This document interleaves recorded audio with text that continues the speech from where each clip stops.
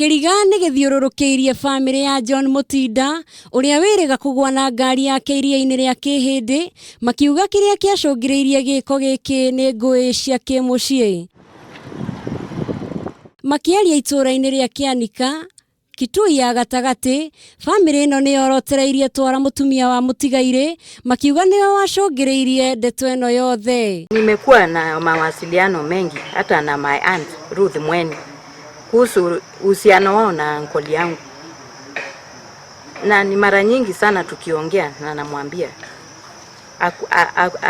akuwe mpole kwa uncle. Ihinda-ini o riu mwaria wa family ino Carol Paul augite kihiko kia mama wao kiraihuire ngui na igiriko nyingi na noho araitikire kuhithuria ati Mutinda tirita ria mbere kugeria kwiruta muoyo ni undu wa ngui ici no akagiriririo ni andu hakuhi. Kama familia tunataka kurefute ile maneno tunasikia bibi yake anaongea kwamba uncle alikuwa na wazimu.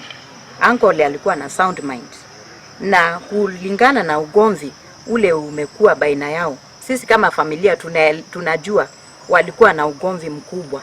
Kurerikana Mutinda no eriga gucinwo na mai mahiu ni mutumia wake mweri wa 5 na thutha ucio akihingirwo ceceni-ini ya borithi kwa ihinda ria thiku 4, no thutha ucio akirekererio kuona nguraro ni ciehiriire. Central Police Station ya Mombasa aliamuru akasema huyu uncle yangu ni ameumia sana na hafai kuwa hapo, anafaa aachiliwe ndio aende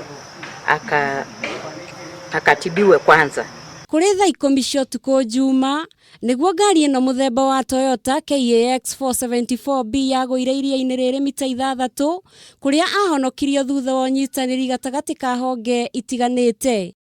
Family yake ni ikitie ihoya kuri ruhonge rwa thuthuria rutikagũagũe hari guthuthuria kiria giacungiriirie gikuo kia Mutinda. Ijulikane ni nani alimchoma na alipopelekwa police station ni sababu gani aliachiliwa bila kufunguliwa mashtaka, ieleweke ni nini.